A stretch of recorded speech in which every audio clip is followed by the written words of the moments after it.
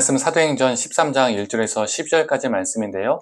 4절에서 12절까지만 읽도록 하겠습니다. 두 사람이 성령의 보내심을 받아 시루기아에 내려가서 거기서 배 타고 구브로에 가서 살라미에 이르러 하나님의 말씀을 유대인의 여러 회당에서 전할세 요한을 수행원으로 두었더라.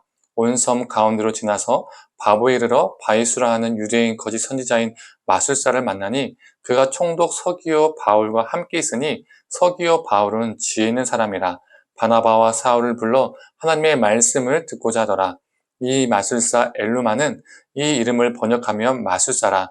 그들을 대적하여 총독으로 믿지 못하게 힘쓰니 바울이라고 하는 사람이 성령이 충만하여 그를 주목하고 이르되 모든 거짓과 악행이 가득한 자요 마귀의 자식이요 모든 의의 원수여 주의 바른 길을 굽게 하기를 그치지 아니하겠느냐.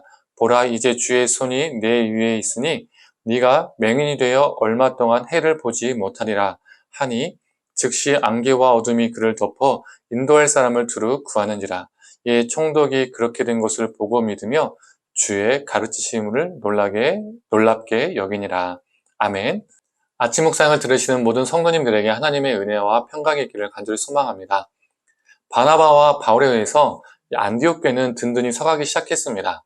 오늘 본문 1절을 보면 이 바나바와 바울 말고도 니게르라 하는 시몬, 그리고 구레네 사람 루기오, 본붕왕 헤롯의 젖동생 마나인도 선지자들과 교사로 세움을 받기 시작했죠. 그래서 사역을 했습니다. 그런 중에 성령님께서 바나바와 바울을 따로 세우라고 명령하셨습니다. 안디옥 교회는 그 명령에 순종해서 그들을 선교사로 파송했습니다.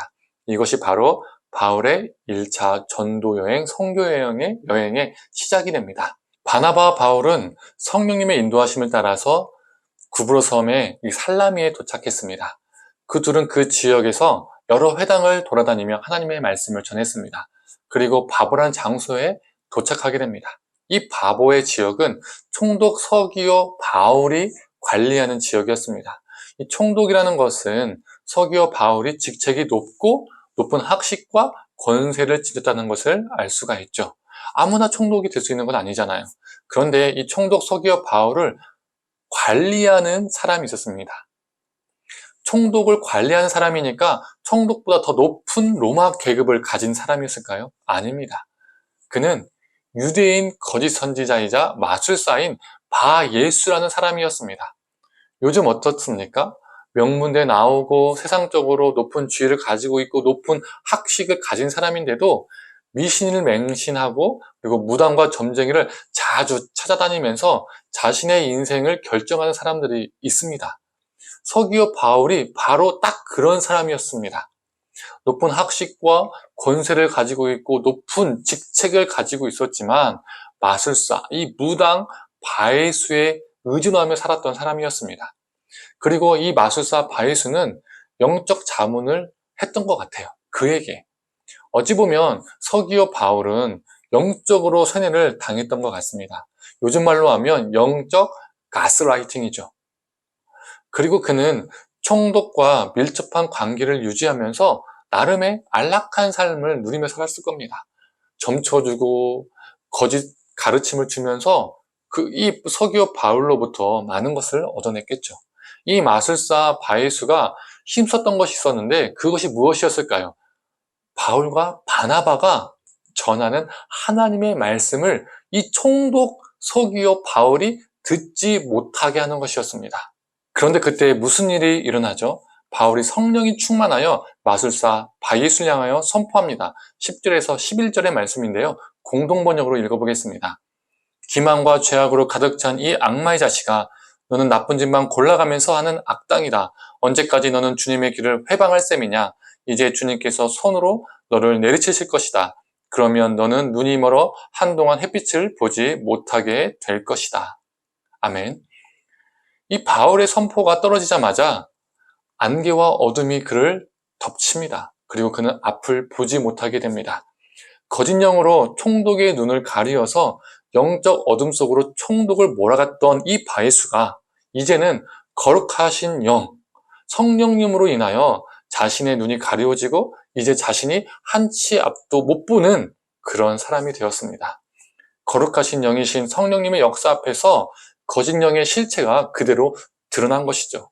거룩한 영 성령님에 사로잡힌 바울에 의해서 거짓말쟁이 바예수의 실체가 드러난 것입니다. 이런 역사가 우리 삶 가운데도 일어나야 합니다. 우리는 거룩한 영이신 성령님을 믿는 존재들입니다. 성령님께서 우리 안에 내주에 계시죠. 그래서 우리는 성령의 사람입니다. 성령님께서는 거짓된 영을 드러내시고 타파하시기에 성령의 사람은 거짓된 실체들을 드러내고 타파하는 존재들입니다.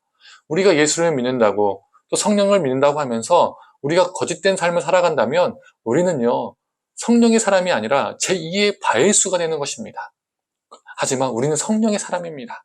우리 성령의 사람은 우리의 가정과 일터 그리고 공동체 속에서 존재하는 거짓된 가치관과 문화들이 있다면 그 거짓된 문화와 가치관들을 드러내고 타파하는 존재들입니다. 하나님의 길을 굽게 하는 사람들을 보고도 좋은 게 좋은 거지 하면서 쉬쉬하며 넘어가는 것이 아니라 바울처럼 거룩한 분노를 할 줄 아는 존재가 성령의 사람입니다. 그래서 12절의 역사가 일어나기를 원합니다. 12절 한번 읽어보겠습니다. 이에 총독이 그렇게 된 것을 보고 믿으며 주의 가르치심을 놀랍게 여기니라. 거짓 영으로 사로잡혔던 그가 어떻게 됩니까? 자유케 됩니다. 자유케 된 총독은 참 진리이신 예수님을 믿게 되었습니다. 성도님들, 우리가 가는 곳곳마다 이런 역사가 일어나길 원합니다. 우리를 통해서 거짓과 죄악이 드러나고 타파되는 역사가 일어나길 원합니다. 또 우리를 통해서 거짓에 사로잡혔던 많은 사람들이 예수 그리스도의 참 진리를 알게 되므로 그 거짓으로부터 벗어나고 예수님께 붙잡힌 바 되고 그 안에서 참 자유를 경험하는 역사가 우리 삶 가운데 많이 일어나기를 간절히 소망합니다. 함께 기도하겠습니다. 하나님, 이 바예수가 이 총독 바울을 사로잡았습니다. 거짓 영이었습니다.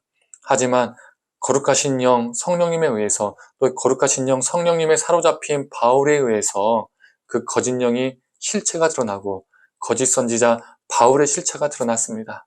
하나님, 우리도 성령의 사람으로서 이 땅 가운데 있는 수많은 거짓 문화와 거짓된 가치관을 드러내고 타파하는 존재가 되게 하여 주시고 또 그 거짓된 문화에 억눌렸던 많은 사람들이 우리의 그 거룩한 삶을 통하여 자유케 되는 성령의 역사를 통하여 참 자유를 누리는 귀한 역사가 있을 수 있도록 주님 붙들어 주시옵소서. 감사드리며 사랑에 많으신 예수님의 이름으로 기도드립니다. 아멘.